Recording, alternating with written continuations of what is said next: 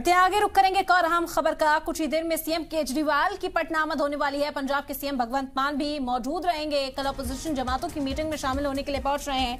मरकज के ऑर्डिनेंस के खिलाफ भी चर्चा हो सकती है।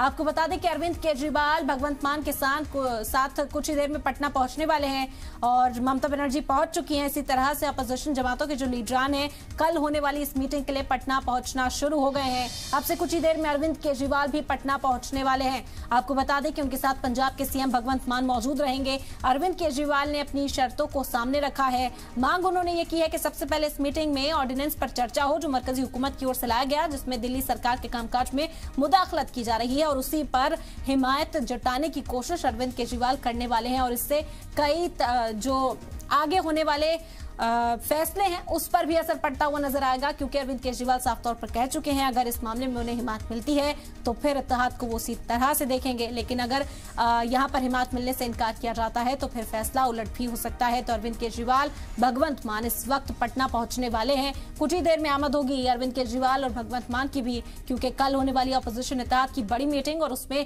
हिस्सा लेने के लिए पहुंच रहे हैं अरविंद केजरीवाल। हालांकि उन्होंने एक एक कर सियासी जमात के जो लीडरान है अपोजिशन के उनसे मुलाकात की है और हिमायत मांग भी चुके हैं। ऐलान भी किया गया है कि पार्टियां उनके साथ हैं, लेकिन अब देखना होगा। और तस्वीरें आ रही हैं इस वक्त, आप देख सकते हैं ये तस्वीरें। अरविंद केजरीवाल और भगवंत मान पहुंचने वाले हैं पटना।